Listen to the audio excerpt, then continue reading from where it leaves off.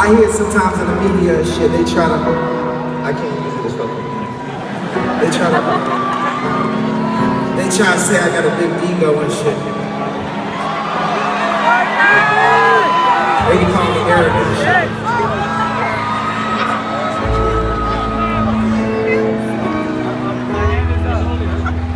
Well, tonight I want to explain to y'all just how arrogant I am.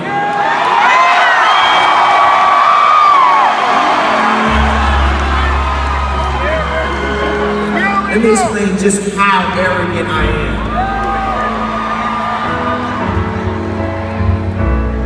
I'm so arrogant that I actually think that I can outsmart the media.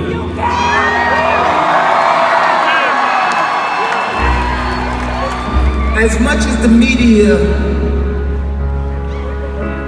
tries to throw as many negative comments possible or try to make me look like a lunatic or whatever I actually think that I'm smart enough to outsmart the media.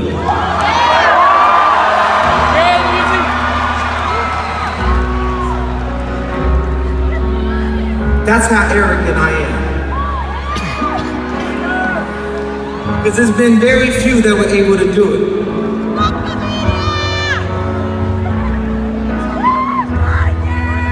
And I'm gonna start with some of my plans for y'all right now.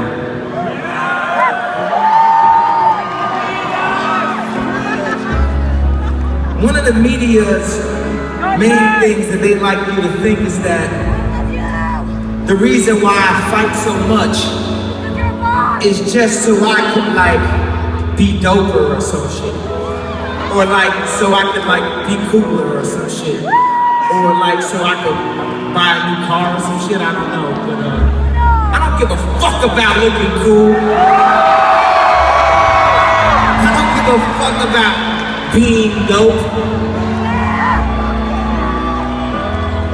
I was dope since age motherfucking 5. I don't give a fuck. I know where the leather jacket store is, you know what I'm saying? Like, I know where to get there. But they try to make it seem like my whole purpose in anything that I do, anything that I say, any interview is about me. But where I think I have them outsmarted is, what they don't realize, and what I think you all realize is, everything I do is actually about you.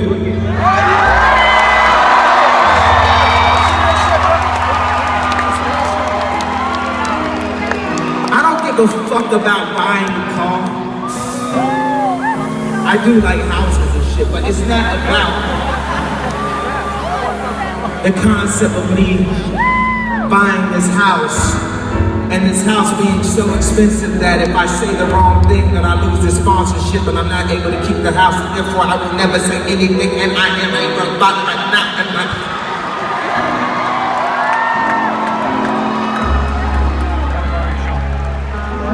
You gotta think.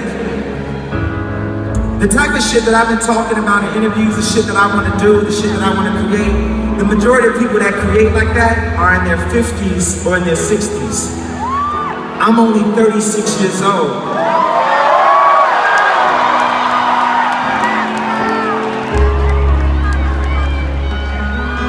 And I wasn't here in this arena yesterday, but I'ma just assume it wasn't no 36 years old. There are 36-year-old that opened the motherfucking mountain yesterday. I'm just gonna assume that. I'm gonna make that assumption. So also when I be talking about like influence, I'm not complaining, I'm explaining.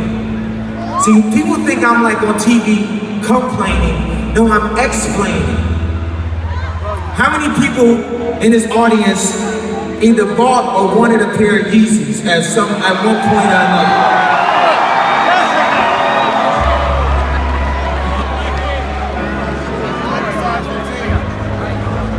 So, as we move into holiday season and with Christmas spirit, it's only positive vibes. But let me not complain, but let me explain. Let me explain. I appreciate the opportunity that Nike gave me to be able to create. I appreciate that. But at a certain point, when the world says we want more, and I say I want to make them more, and they say no, you can't make them more. What the fuck would you want to make more for? Don't you have what you need? Isn't that car good enough? I said everybody can't drive this car, but everybody could wear these shoes though. I want to make more. And some people will say, it's people that run agencies that say dumbass shit. Agencies in LA, I'm not even gonna call them out because my boy told me stop calling them out. So I ain't gonna call them out tonight. I know y'all want me to. But I'm not gonna call them out. I want them to have a very, very Merry Christmas. And I don't want their kids to think that they uncool and shit because they was dumb as fuck. So I'm not gonna call them out. But it's people that run agencies that would say, hey, you know, I saw that Sway interview. And Kanye is the most genius musician I've ever, encountered, but, creative person. And I just wanna ask you, why doesn't he just stick to the music?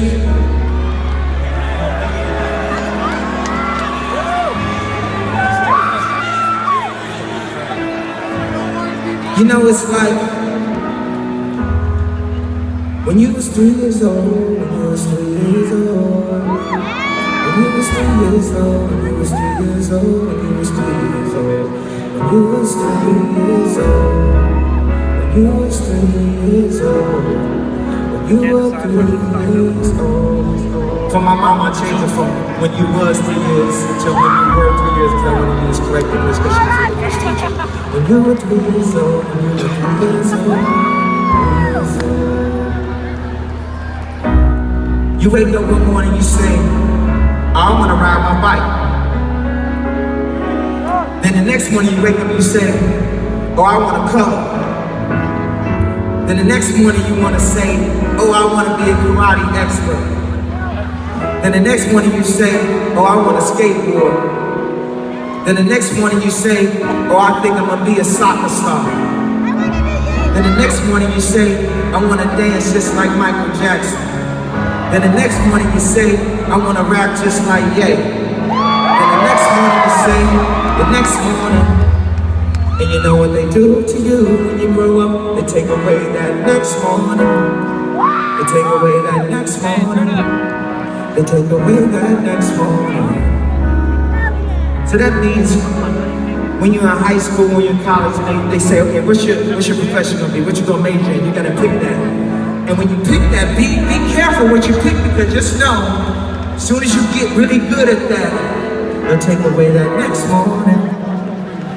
So you can't never say, if you get so good at riding a bike, you can't never say that you wanna color, that you wanna sculpt, that you wanna create in any other way. They take away that next morning. And if you say you wanna color, they'll make you look like a motherfucking monster. They'll make you look like a motherfucking idiot. They'll make you look like a lunatic. They'll make you look like a lunatic. They'll make you look like a lunatic.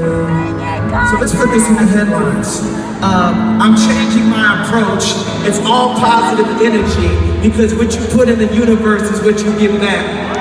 So I'm changing my approach. Let's put that in the headlines.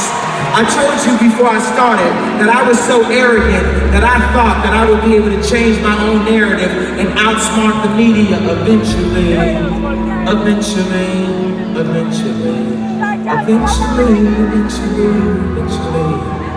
Because now that I actually signed my deal with Adidas, I've got opportunity.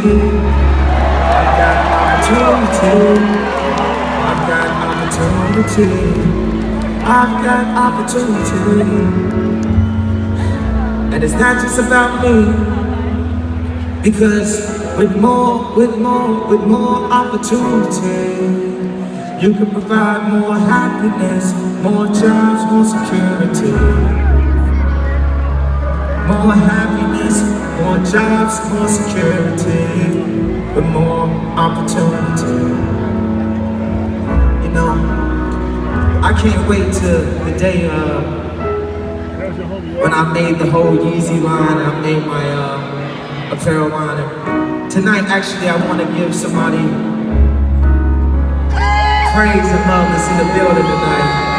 One of the few, very, very few people that actually gave me an opportunity to create. One of the people was Jean Tuteau from APC. He gave me an opportunity. One of the people was Mark Parker from Nike. Now, John Wexler and Herman Dillinger from Adidas. But someone that's in the house tonight, he's with his son also. It's Gary Schoenfeld from PacSun, so please make some noise for him.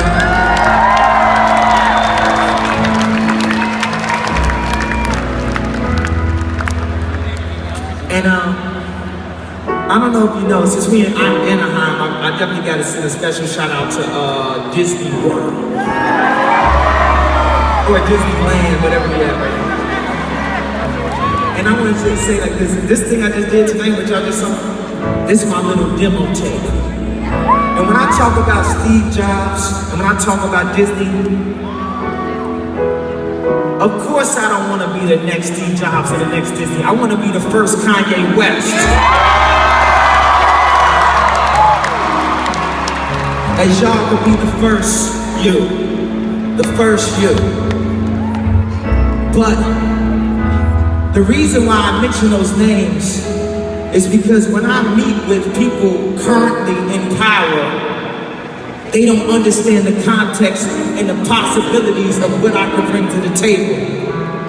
So when I stand there, they're looking at me about like how I could perform for some shit or how I could grab a mic or like maybe you could sing at the end of this. Okay, yeah, that's cool. I like singing, especially with auto-tune. I like singing. It's cool. It's fun. I put on. I put on for my city. I put on. You know what I mean? That's what I do. I'm entertaining. That's what I do. But to expand your mind on the possibilities, I have to mention names like Steve Jobs, names like Walt Disney, to express the possibilities for me as a young black boy out of Chicago with a dream.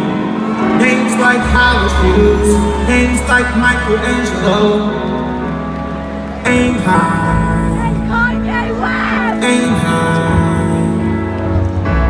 aim high,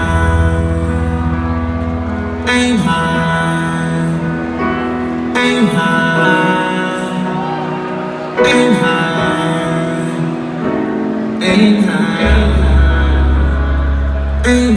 high, aim high.